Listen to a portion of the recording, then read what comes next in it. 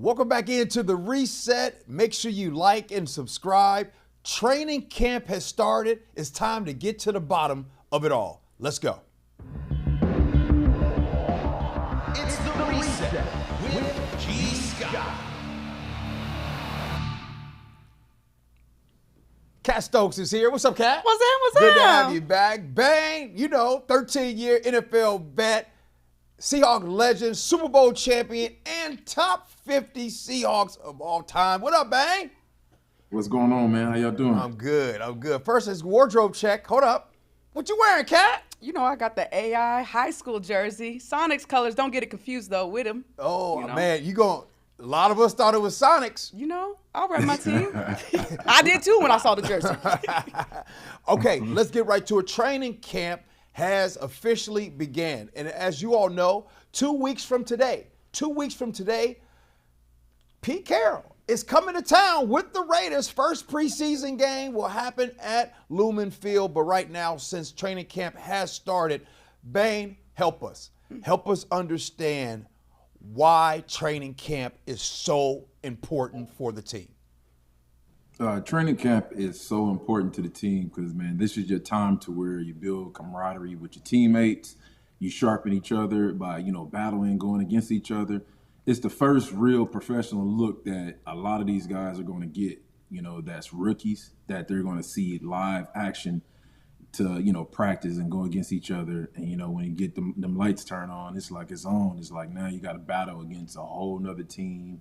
And then another thing that's pretty interesting that I didn't do until I left Seattle was practicing against other teams. A lot of teams are doing that more and more now than probably ever due to the fact there's only 3 preseason games. So, now you practice against other teams, like you probably get maybe 2 practice in with that team where it's all fully padded, and then the next day it'll be like helmets and kind of like walkthroughs. Me personally, I don't like really doing that because it really feel like a game, a playoff game, because you want to battle and beat the other guys from the other team, and it's practice, and it's like they going like a whole nother level, like out of control than ever. So you don't like it, Bang? You don't like those practices? No, not really, because for one, I don't want my opponent knowing like what I like to do, what I don't like to do up close. I'd rather for him to see it on film. Mm-hmm. But I don't want him. I want him to be uncomfortable. I want to be uncomfortable going against him because I don't want to take him for granted. Right. So I don't want him to know like what I like to do, what I don't like to do, what I'm working on, what I'm not working on, because they all are friends and they all call each other throughout the league like, hey man, he weak at this. I seen him working at that. I want to keep that to me and me only. Kat, I always like different analogies and metaphors. I live for that. Mm-hmm. And I'm always doing it when it comes to relationships. You good at that? One of the biggest reasons why some of us don't like counseling, relationship therapy, or anything like that, because that's when you find out the truth. Yeah. And I have a question, Kat. You're more connected. What I'm meaning by that is you see, I have a Seahawk bias, as you all know. I've been connected with the Seahawks for 22 years. Bang, you've been connected a long time. So I might not know what people are saying, what the fans are really saying about this team. So that's where you are on all these groups and everything. What are the fans saying? What everybody saying about this upcoming season for the Seahawks? To be honest, I'm one of the black sheep of the 12s right now. They're excited. Jay Ascends, the man of the people. Cooper Kupp jerseys are up. People are asking to sign. They're excited. I think really because of what Vegas has been saying, all the East Coast, what we say, East Coast bias out here. We're coming back nah, you're not going to talk about the Seahawks like that. So everyone's excited. However, some of my homies, I just seen DK in a Steelers jersey the other day, and that woo, that blew me. I said, nah, man, that's not it. So they're excited. The majority of the 12s are very excited, and just to see them, the kids, just seeing them light up, they're like superheroes, right? Right. So people are excited, but you know me, I'm still in grief. I'm like, oh no. But hold on, is that normal? I What? wonder if you can put it in the chat right now. Are there people that when they think about this upcoming season, Yeah. DK is gone, Tyler is gone, Yeah. Noah Fant now he's gone, Yep. Geno Smith is gone. Y'all don't.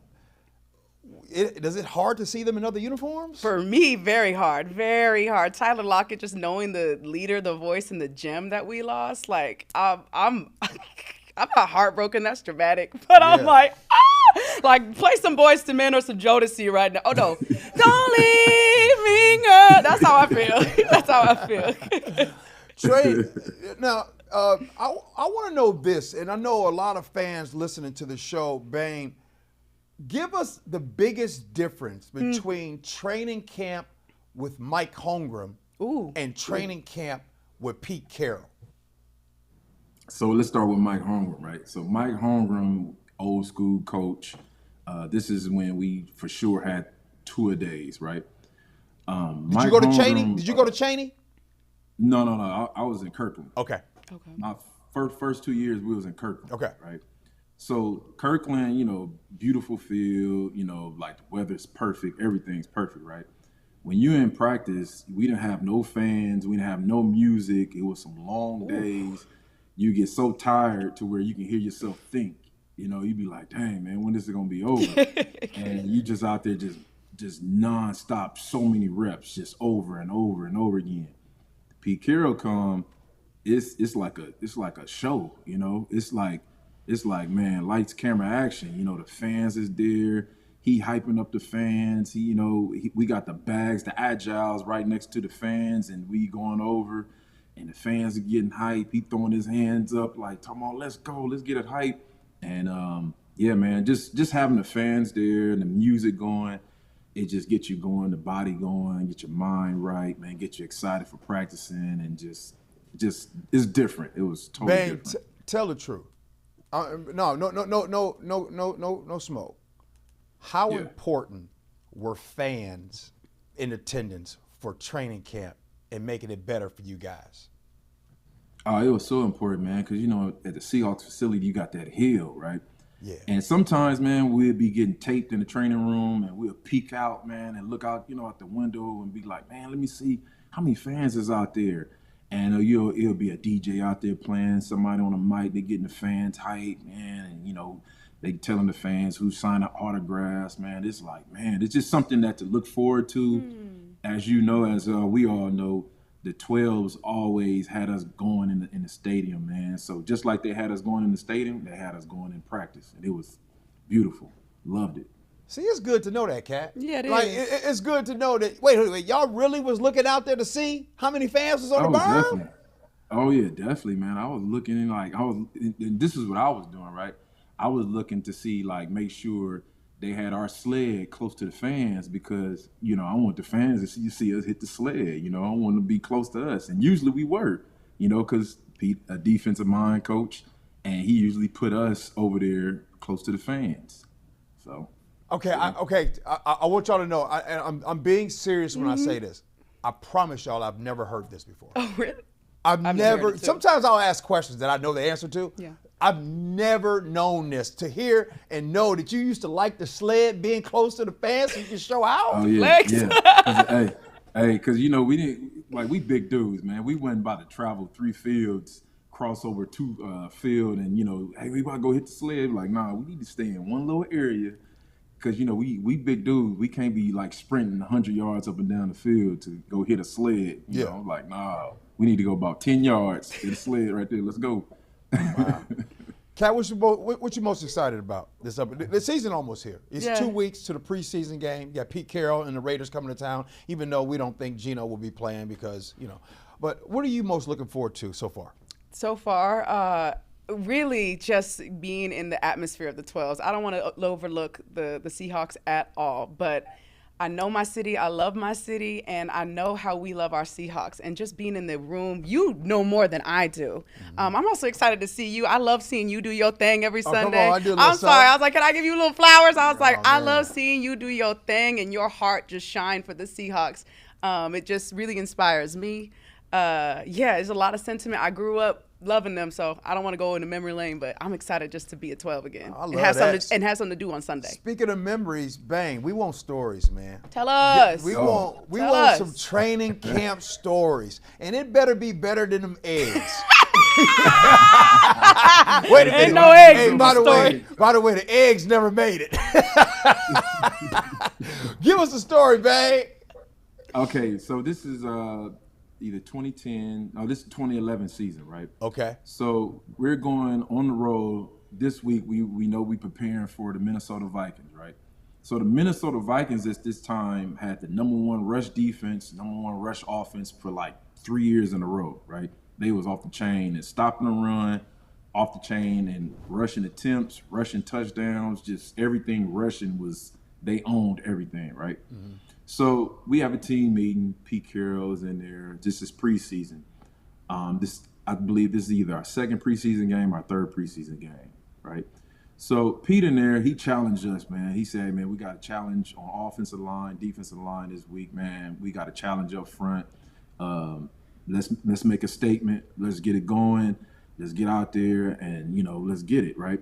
So we fly into Minnesota, right? We all get our minds right and everything.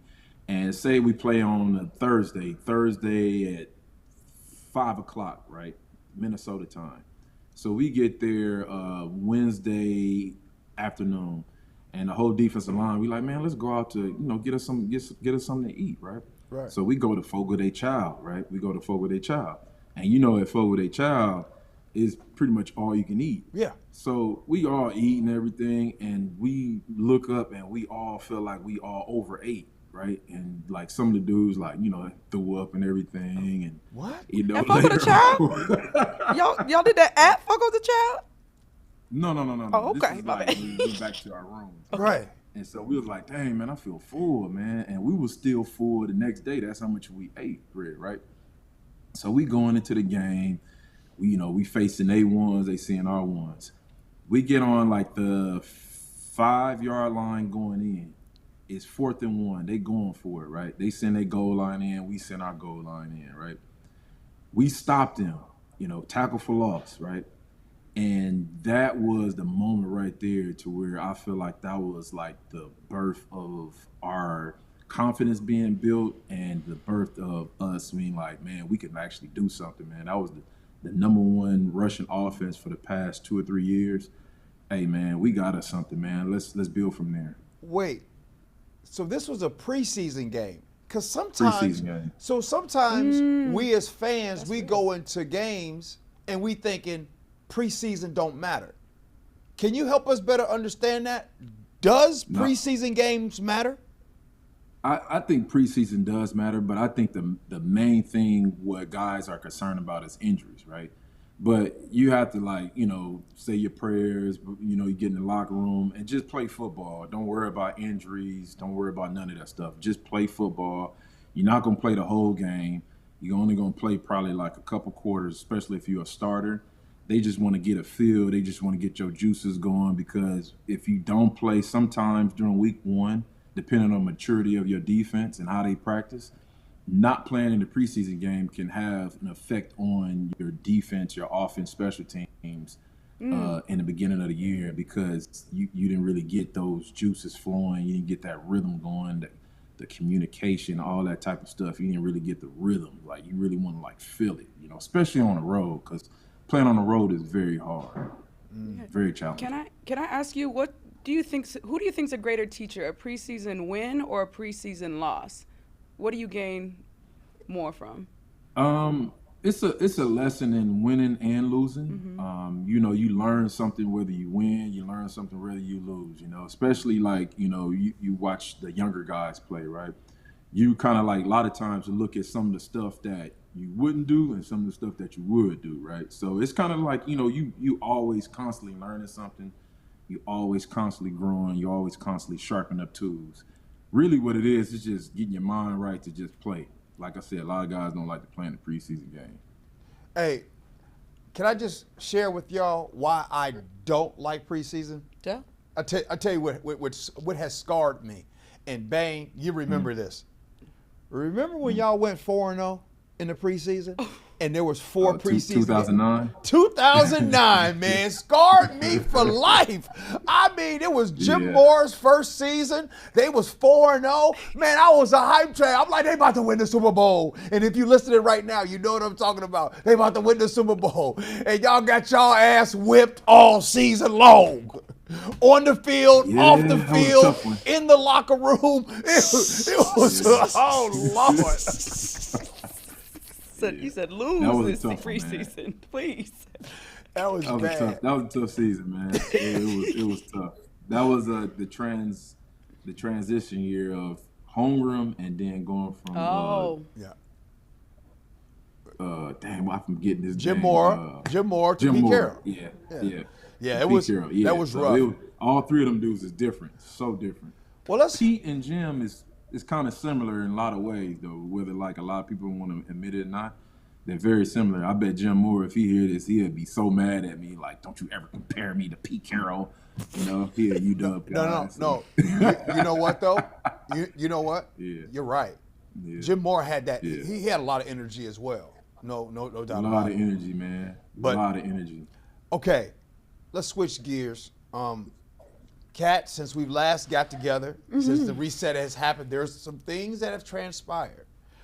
Noah Fant was released out of that tight end group. As we all know, he was due to make, I think, $8.9 million this season. Noah Fant is no longer there. So now, going into this season, there's no Geno Smith. There's no Tyler Lockett. There is no DK. Now there's no Noah Fant, and there's a new offensive coordinator. All of this change, are there concerns, doubts, or anything that you have going into this season with this offense right now? I've said my concerns already. The Noah Fant release wasn't really a concern for me. Okay. I say this because last season in the defense, right, we got rid of Dotson, our linebacker, and he was pretty good, like on paper. He wasn't a problem, but we just dropped him, and everyone was like, wait, what? Yeah. In result, we got EJ3. So with that, I really feel like they're playing chess right now. I think Noah, looking at it, going with Bane said, they're going to use the fullback. They drafted one recently. They picked up one. And I believe with Noah Fant, it just came down, are we going to use you? That's what I'm looking at. I know people talked about the cap, but I roll my eyes when teams talk about, we don't have the money. I'm like, yes, you do. Don't lie. So, yeah, my concern is just making sure the chemistry's there. Bane, but I'm not concerned by that. Bane, it's almost like this whole offense is different, at least the key players. The only person that's left is JSN from that. Let's get through this. Help us get through this real quick. You talking about a starter at the tight end position. And by the way, Noah Fant had a lot of stuff going on, right? Bang. Hey, they coming in like this, man. They coming in like Neo from the Matrix. Whoa! Wait a minute. Hey, time man, out. Paul, what's going on? That's a lot going on, man. That's a lot of veterans that you got rid of off that offense, man. It's like you going in like pretty much. I'm not saying they're not gonna have success, but they going in. We don't know what's gonna happen until they show it. Just keep it real. We don't know. In the NFL, I'm hoping it worked though. We don't know. That's a lot. We don't know, but man, in the NFL, like you talking about, one thing that when people look at the schedule, Bang, I don't like it. Kat, I don't like it when people look, oh, that's a win. Oh, yeah. Oh, we could beat them. And like, I don't think you people. don't know. The You NFL, don't know. You don't know, man. the margin and difference between good and great is like this. Team 1, Team 32, the difference between them is like this because Team 32 can beat Team number 1 on any given Sunday. Jamie Foxx taught you that. Yeah. You know, I would have liked to keep the tight end, man, because I feel like he could have taught the young guy from Miami a whole lot. Whether you kept him just a year, right? Because it's times to where that I'm telling you that young tight end is going to get on the field where he's going to have to block, he's going to have to go off for a route, and an older veteran on the other side of the field is going to be like, oh, I see what you're doing. and he might just give stuff away. He might be over aggressive, where he might be too aggressive, and it's just like a veteran guy can. To me, I feel like some of the best coaches that was in my life were veteran guys that I had at least for 1, 2, or 3 years that played a huge part in my success of playing in the NFL. So to me, that's what being a GM, being a head coach, those are things that you have to consider when you're releasing guys. 8.9, no bang. 8.9 million. Hey, That he was due to, would you still want to keep that? Look, I hear what you're saying. I personally, I love Noah Fant. Also, I also love, and I'm going to say this, y'all. This Elijah Arroyo, he's special. Nah, I'm being for real, like y'all. him. He's like special. Like, for real. Like, like, to the point where I think they really gonna use a tight end position, rocking with him. AJ Barner is a dog. You all know I absolutely love AJ Barner, and I think my heart tells me, Kat, that John Schneider, the staff, really like where they are with the tight end position with AJ Barner, the new rookie Elijah Arroyo, to be comfortable enough to make that move. Yeah, that's what I see in that move. I think Mike Donald, Coach Donald and McDonald and GM John Snyder, they're moving different. And I go back to what they did with Coach Pete. He had one more year too. We could have let Pete coach for his last year contract. They cut that. They was ready. They was ready. Right. So that's how they're moving. But let's just be real, man. In today's game with the tight end position, how do you evaluate the tight end position, right? You evaluate the tight end position not just by blocking, not just by, going out, setting screens and stuff like that. You evaluate them by throwing them the ball and them getting the ball and receiving yards after catch and all this type of stuff, right? So in order for you to evaluate and consider anybody a good tight end nowadays, they look at them like how many times they getting the ball, how many touchdowns they scoring, what they look like in the red zone, right? I feel like in the past 2 or 3 years, the Seahawks haven't really utilized their tight end like, for example, Kansas City has. Agree. Oh, yeah. Yeah. Totally. Agree. Well, let's go on the other side of the ball, and I think the defensive side of the ball is one where I think a lot of people are very confident, if you will, on this side. And that's the defense. Bang, you have watched a lot of film on this team, right? What do you need to see early from this defense to give you a better understanding if they're going to be successful this season? Well, I believe in everything starts up front. But if you look at this defensive line, everything does start up front. They got an awesome defensive line overall. They're going to have to definitely be the heartbeat of this team. Definitely, like 100%. Like, they have a lot of veteran leadership up front to where, they got to be the ones that be like, we're going to come out, we're going to make the first play of the game, we're going to set the tone.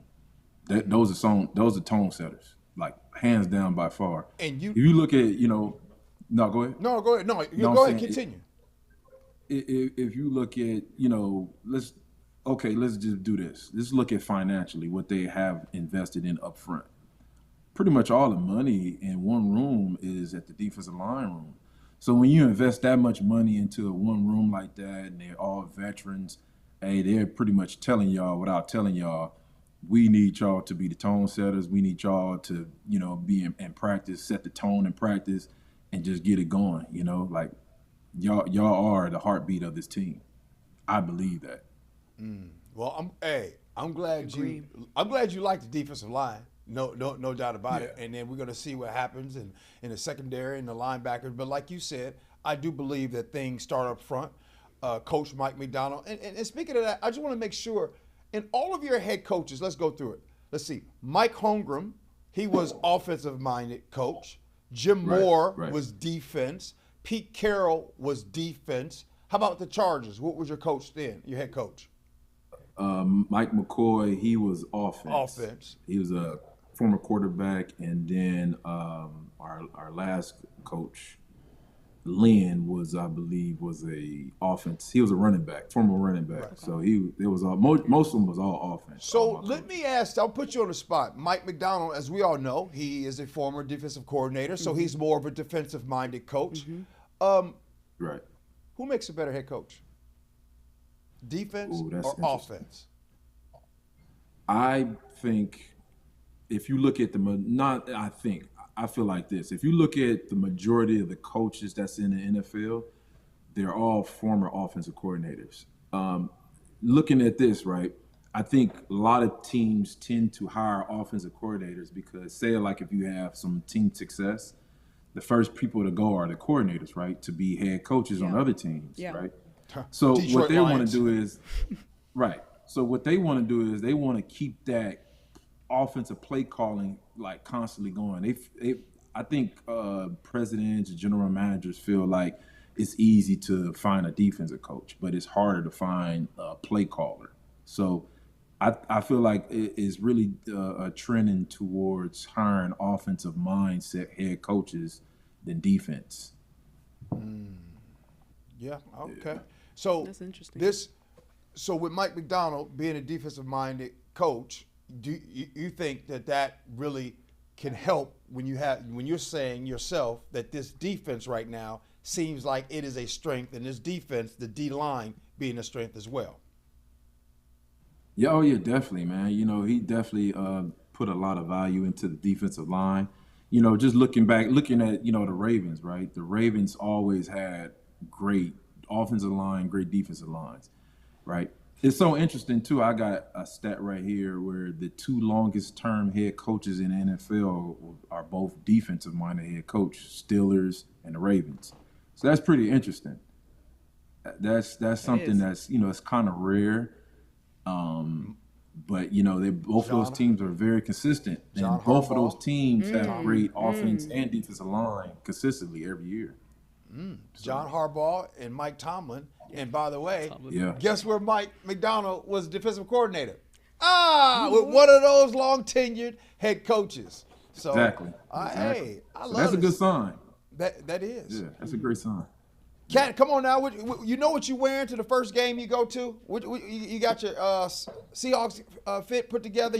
Or do people don't think like that? I'm probably the only one that thinks that way. I'm thinking about what fit am I wearing during this time. By the way, if you're at training camp, July 31st, I will be out there for sure, emceeing out there July 31st. So Nice. I'm already trying to think about what I'm wearing. You know what I'm saying?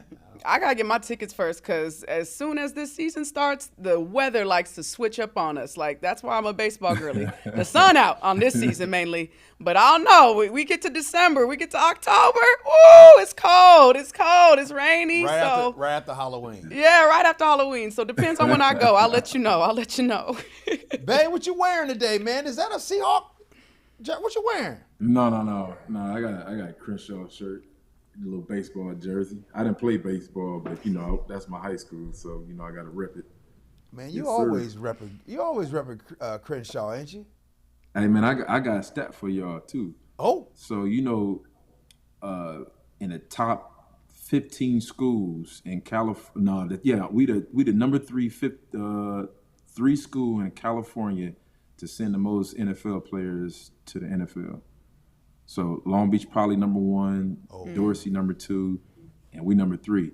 But I'm gonna tell y'all this: the reason why Dorsey and Long Beach Poly has more than us, those schools is older than us. Both those schools is like 100 years old, where we only like 65 or something like that. So I was wondering. why we ain't number one. Man, I was wondering why you was about to brag on third place. I was wondering where you was going with that. Hey, you figured that out though, because I'm sitting there like, bruh, are you really about to brag about third place? Get a stat. How many high schools is in California though? That's amazing for us to not to be like 100 years old. Right. How many high schools is in California? It got to be like at least 500 high schools. Kat, where'd you go to high school at here? I went to SAS up on Capitol Hill.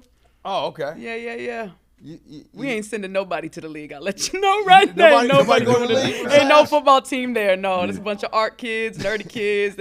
If you watch the basketball team, you'll be like, That's what they doing out here. Yes, okay. Kat, you was nerdy in high school? I was arty. I was the dancer, the singer, musical theater. Oh. And I danced in college for the basket, like semi-pro for basketball too. Then I got bored. I was like, I ain't trying to do this. So that's what SAS is known for? Or the Arts and artsy sciences. Yeah. Did you, Bang? Did you play any other sports besides football? Did you do dance ever? No. Well, I mean, your dog, as y'all remember, I can dance. You know, I got a trophy for the best dance in NFL or NFL AM. You got a trophy? I got a trophy. We got I got a trophy on NFL Network. We got to see best dance in NFL that year. Hey, Patrick, if you are going through and making cuts, I need this award. I'm sure it's on social media somewhere. And then you show. And did you get it for your? Oh yeah. Hey, I'm telling y'all, man. Where I got that dance from is Hammer, though, man. I was a big MC Hammer fan growing up. Hammer was the best rapper dancer ever. So I don't think nobody was better than at dancing. Yeah. Bang. Bet you can't still do it. Bet you can't still do it. Oh yeah. I still got it now. I don't believe you. No. All right, we gotta go. I don't have the stomach, but I can do it though. Oh, you ain't got the stomach like you did then, huh? Nah, but I still can do it though, man. But it's all in the hips though. You know what I'm saying? You gotta have good hips, man. You gotta be able to do karaoke. You gotta have good. You can't feet, give us good no knees, sample, Bang. good ankles. You can't give Nah. No, I retired that dance. Do your kids know about this dance? My oldest, yeah, but my youngest two, nah, not really. Man, I tell my oldest all the time because she a ballerina dancer, and I be trying to like show her, like, hey man, you gotta get on point. And I'm like, get you a solo. I got the music. Who is that music? It's Auntie, man.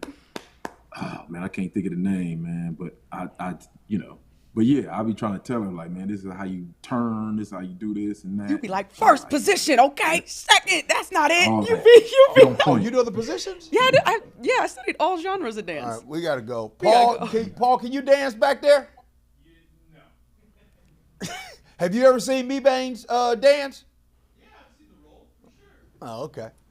Kat, Hey, man, if you from Seattle, man, everybody in the Seattle. everybody, hey, we gonna have a contest. Who can do the best? Hey, Kat, it's been fun. Thank you for having me. Bang, appreciate you, my boy. Yes, sir. We gotta get it. Take care. Hey, Paul, thank you for all you do. Hey, that's another edition of The Reset. Make sure you like, subscribe, send it off, and please don't tell nobody that Mebane came on there and did the Matrix with the towel over his. Don't tell nobody. Hey, like and subscribe. The Seahawks season is upon us. 2 weeks from now, preseason at Lumen Field. Pete Carroll and the Raiders are coming to town. We appreciate you rocking with us. Love you for that. And as always, be kind.